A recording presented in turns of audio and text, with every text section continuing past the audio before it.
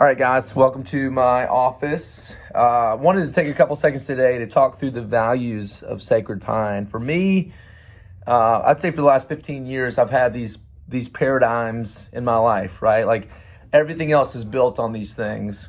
And a couple of years ago, I took a day or two to sort of refine those paradigms, those core values for me personally. And so I'm going to share this with you today, but I want to, in the spirit of I'm going to talk about people in the course of the next 5 minutes, and I want to be respectful and just putting this out here. I think for me, it's just kind of taking me some guts. I'm a little nervous about sharing some of these stories. Some of them are personal, but I want you to understand this is why Sacred Pine is the way it is. And I want to say, like, this is why Sacred Pine has become such a great, rich place on purpose, because all these lessons that I've learned, I'm going to share 10 stories and sort of the underlying lessons that I learned from these people. These are the top 5 most influential people in my life positively, and the top 5 most influential people negatively. I want to share these stories, but just know I might not give you all the context because I don't want to throw anybody under the bus. But these are things that have affected me personally.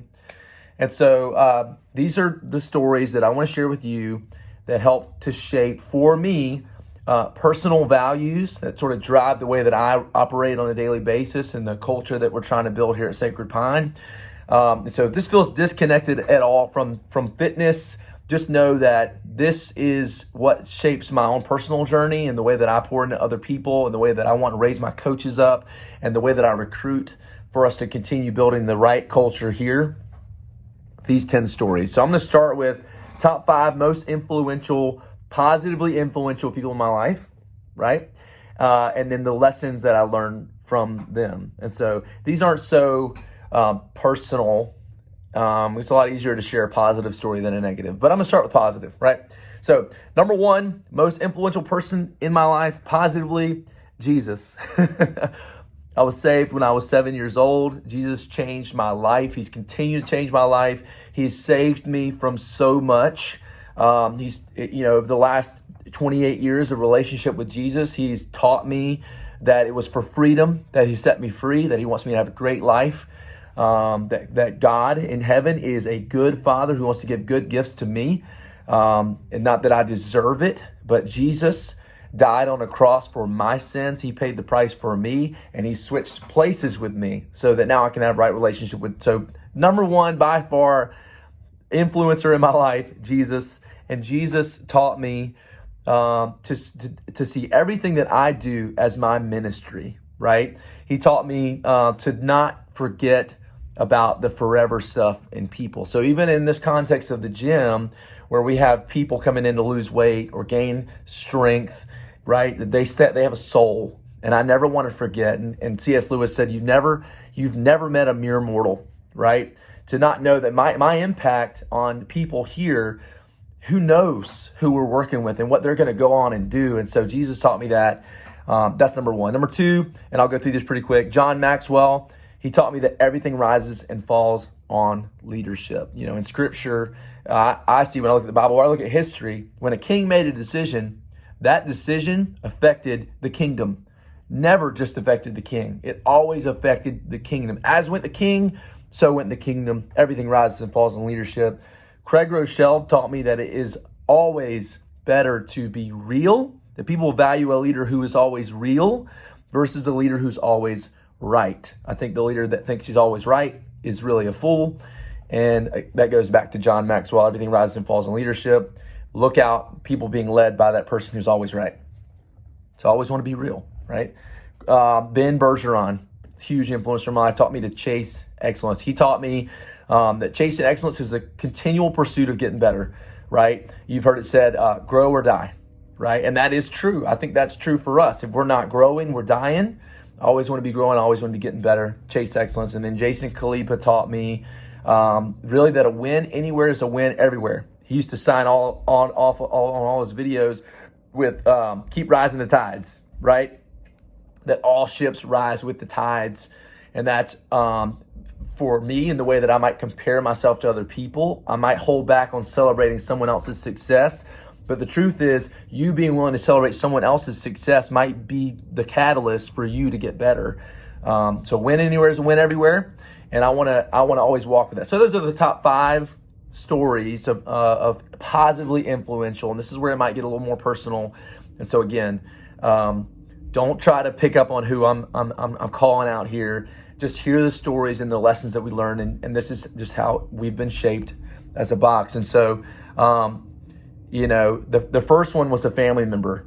A family member for me who maybe wasn't 100% ready for his role, and so decided to abdicate his responsibilities. And it's never been something that I've been emotionally hung up on, but it did teach me a valuable lesson there, and that is, that in life sometimes you're given a responsibility you may not feel 100% ready for, but that is not an excuse to not do the right thing. Okay, cool. All right.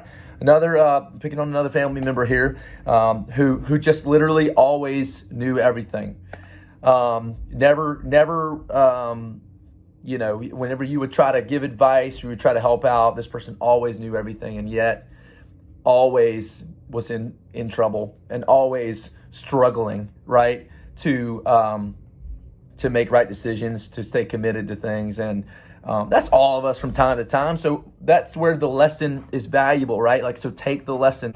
And so the lesson there is to keep a white belt mentality. So if you think about karate, or you think about things like karate, right? You start off with a white belt, right? The guy with the white belt probably knows the least of anyone in the room. And then maybe you get the yellow and the brown, the black belt, whatever.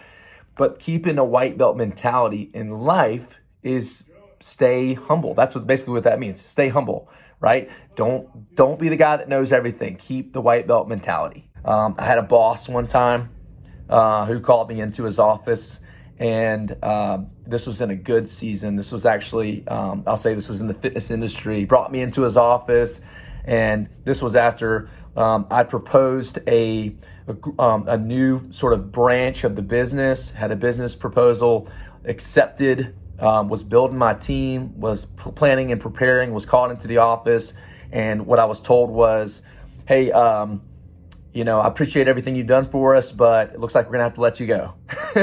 And so that was the first job I'd ever been fired from, was let go. And so I was like, well, can you mind me asking why, what's going on? And it was so unclear that all I could do was just thank that person for the job and the opportunity, shake hands, and get out of there and learn the lesson. To be unclear is to be unkind. All right.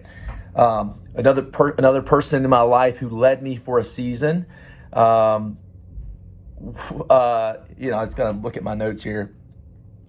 I can't share any context here, but I will tell you this person taught me it's never okay to be an asshole. And that might seem like strong language for some of the folks watching this video, but it's just true, right? It's something I'm trying to teach my kids right now. Priscilla, it's never okay to be mean to Benaiah, okay? Ever, right? In your context, think about that for a second. Like when you've been frustrated to no end, like you are so angry, it is still not okay to be, we'll say, a butthole. Never okay to be a butthole, okay? So, Scripture says, whenever possible, be at peace. As far as it concerns you, be at peace with everyone. It says, peacemakers who sow in peace raise a harvest of righteousness. Look at what Jesus did for us on the cross. He's on the cross, hands stretched out. And what is he saying? Father, forgive them, for they know not what they do, right? And then I had a coach. I'll say I had a football coach at one point in time. I'd walked on to a football team and enjoyed it. But the time came where I had to have a job, and student teaching meant I was showing up to a practice an hour and a half. Wasn't going to make it any games. So I came to the coach and I said, Coach, I have loved this opportunity, but I'm not going to be able to finish this season. And I owe it to you and I owe it to this team that if I can't give it everything I got, I'm going to step down. I have to get a job and I have to see the student teaching through. And the coach said, well, you sure there's nothing I can do to change your mind? And I said, I've got to do this. And he said, well, I don't know how much good you would have done for us anyways. And if those 7 words, I don't know how many words that is, 7 words hadn't been spoken, the truth is I would have looked back on my experience with that coach in that season with nothing but pride, and honor. But those 7 words, the last 7 words that person ever spoke to me, just absolutely ruined our relationship in a way that was like, all right, cool, healthy boundaries. Hey, and I said, hey, you know what I said to him? I said, hey, thanks for making this decision easier. I appreciate that. I'm out. And I left, never looked back. Had a great experience overall. But my experience with that person, they didn't finish well. Man, that just what an opportunity they missed because of those 7 extra words that really should have never been spoken. And a lot of these things cause insecurity to well up in me on a regular basis. So I have to remember the lessons that I learned here. I have to remember what God says about me. I have to remember what He's called me to do. I have to look back on this season where I've seen God do so much inside of this business. And so these have shaped our values. And so those 10 stories boil down to, for us, that we're going to be a culture of celebration, celebrating wins anywhere and everywhere, big and small. We're going to celebrate. We believe that the path of greatness is lined with gratitude and celebration. We're going to celebrate. We're also going to encourage people to be themselves. That this is a place where you can be you. Our coaches are going to go first in being the weirdest people in the room to free people up to know you can come in here and you can love rainbows and unicorns and Harry Potter and all the stuff, right? Be you, right? We're also going to take ownership. This is not just an hour of your day. This is a lifestyle. And you've got to own that. Even if you don't feel like you're 100% ready, you have to take ownership because you're the only reason that you're going to change, okay? Gratitude has its place, but you have to take ownership and then chase excellence. You're never going to be done here. Yes, maintain a white belt mentality, but know that your course here should be marked by hitting those milestones, accomplishing the goals, and getting better, not just at fitness, but better at being a dad and a husband, better at your job, better friend, right? Fighting for a better quality of life so that 20, 30 years from now, you are a blessing and not a burden. So that's a long way of telling you guys how we landed on our values. Celebrate, be yourself, take ownership, chase excellence. But now you know. So, maybe something in there resonated with you. Take a moment, take some inventory and ask yourself, maybe what are some of those hard lessons you've learned in your life? And I would love for you to comment below with a lesson that you've learned from a person of influence in your life. So thanks for watching this. We'll see you on the next one.